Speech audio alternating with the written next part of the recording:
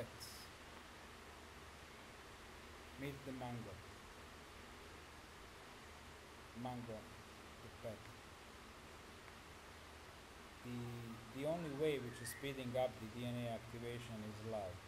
So that's why it's important to have a pet, somebody to love. Simply somebody you can give your love to. And for me, that's a mango. Mango is perfect. He asks so little, bag of, well, not that much, a little, because $13 for a bag of sand is something, plus $7 for a bag of food is also something, so it's like $20 per month. But he's so worth it. You know, when he's furring, and I love his smell, and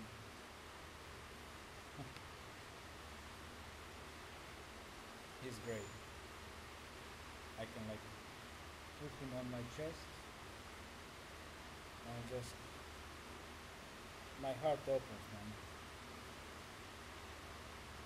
My heart opens, and I really feel his warmth, and he likes me. I know that. And you know, mediocre people, they don't understand cats. They worship dogs because dog fits very good in the hierarchy. He obeys, and cat no. You know, when cat wants to be petted,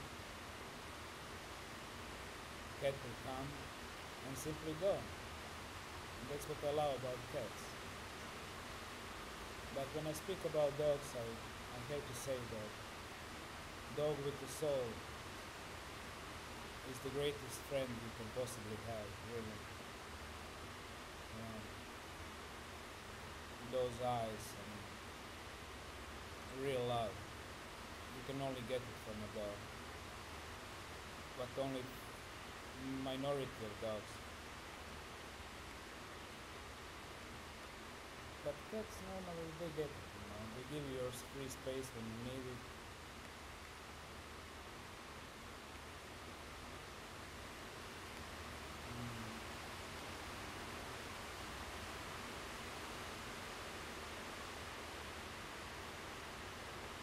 So love activates DNA, really. Love opens this chakra, and this chakra is the most important one, because when this opens, everything starts to flow. That's why you need to make yourself some space, so you can, on your own terms. It's raining outside.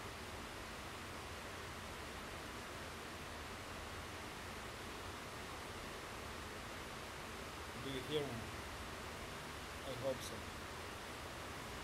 So when this starts to open, everything starts to happen.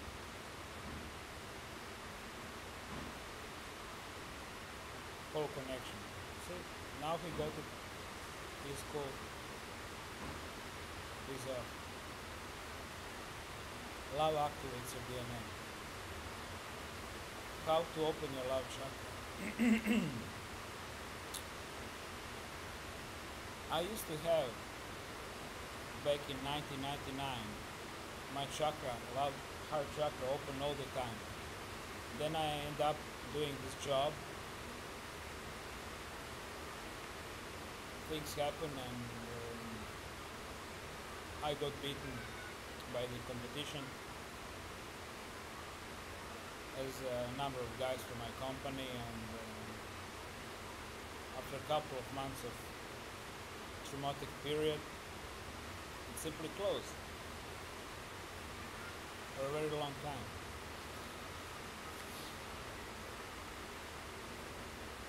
And then it opened again, but it took more than a decade.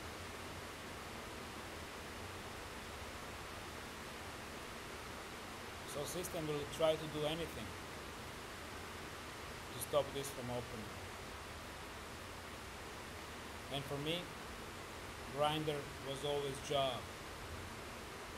Every single job I had was a grinder. every single job I had is all corporations, all companies, everything is run by the evil. Either by the Illuminati or demonic entities in human containers directly. So this is the game. When you need to make money, you're entering their game. And shit will start to come from all sides. Tap, tap, tap, tap, tap, tap, tap. Just to take energy out. And tactics they play, first is ridicule, to put you in your place. With the ridicule they give you straight, they tell you straight, move back, boy. You know what's next. Next is quasi-intellectual debate. And after that one, just a pure violence. When they have nothing else to sell you, when they cannot change your mind, now comes the violence. You're fired. Bye. That's the game with the job. They give you money, evil gives you money for your energy. Most of my energy was not going on, I was not wasting it on a job itself, like the technical part of the job. It was simply taken by the shitloads of stress caused by the evil dudes. So I hate to work. For me, to work is equal to suffer. Is to feel the pain.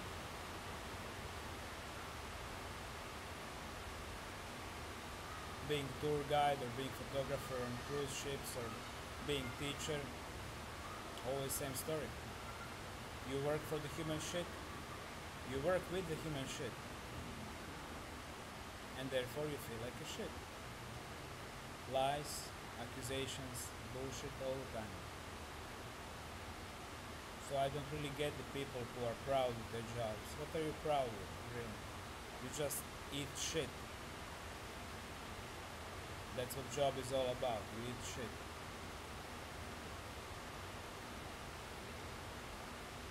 That's it.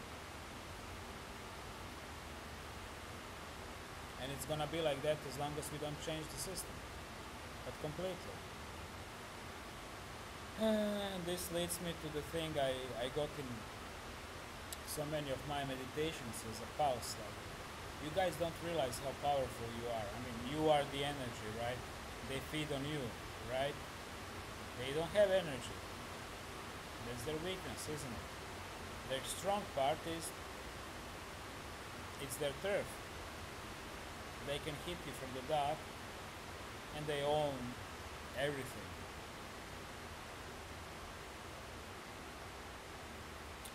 This is the nightmare we've been born into, all of us.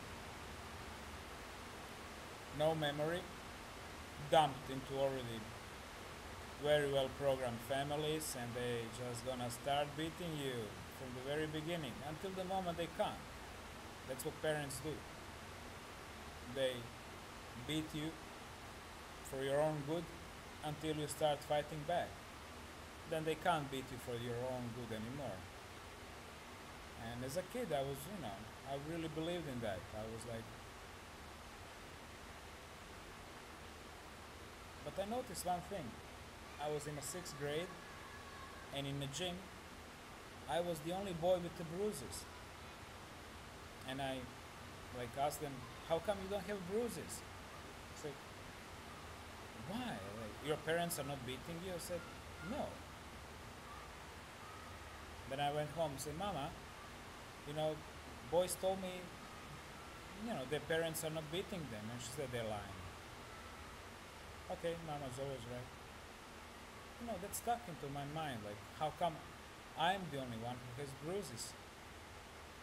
When they turn yellow, you immediately get the fresh blue one. Don't worry about that. It's gonna turn into yellow, but a new blue one gonna come, and that's how it was. But that, that kind of, either my mama is lying or they are lying, but they have no bruises.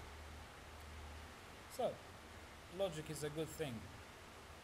It will be, in that sixth grade, first time I stopped my mother from, beating me. And it's really weird, like when you grown up in that kind of family, you don't really have protection. So any neighbor, any teacher, anybody can accuse you, like, oh, little things like, oh, he was walking on a fresh put English grass. My mama goes ballistic. You've been walking on the fresh put English grass. Oh, mama, I was just running with the other kids. Bah, bah, bah, on your floor, foot, fists, extension cable. Oh, that was bitch. Really, like extension cable. Bah, bah, bah, bah. Like screaming all the time. And you know what? Some people figure it out. If you want to hear that boy screaming, you just go to his mama and say something. She will get her excuse. See, it's like how much power evil people in the whole building, not along street or school, have over you when there is somebody with the whip all the time. So this is the programming for many of us who came from the higher dimensions to live with this shit we've been going through. And people feel ashamed, okay, because first phase is ridicule, right? First phase is ridicule. Of course, the organic portals didn't have these problems. They're useless. They're just furniture. They go along the program, just machines. They can memorize stuff, no problem. This computer can hold hundreds of books. And this is the fundamental difference between us and them. We are minority, but we live with these containers all around us, left and right. CNN, I call them CNN, Fox News people. They only opinions they have in their heads are the opinions from the Fox News or CNN, if they're more like liberal. These are not soul people. These are not alive people. They just look human. But when you start like sensing and feeling, like you will notice, empty. Only greed. Only greed and fear. That's pretty much what they have. That's it. All those emotions. And big smile. And when you start talking to them, the very first conversation in your life gonna be same as the last conversation in your life with them. Can't hear anything new. Same answers, same questions, same perceptions.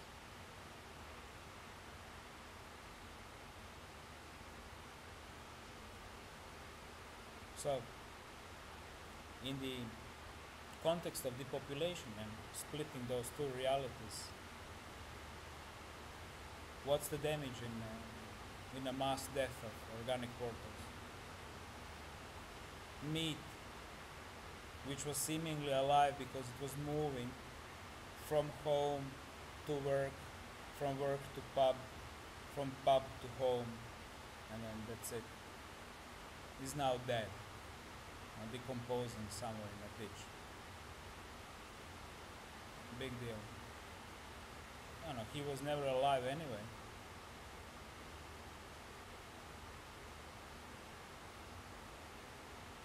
How can you consider a guy who was voting for Bush, or Tudjman or Milosevic to be alive? Popping pills, drinking beer,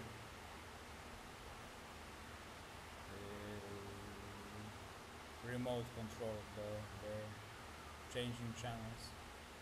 Nothing, all the time nothing. And these are at least 80% of people.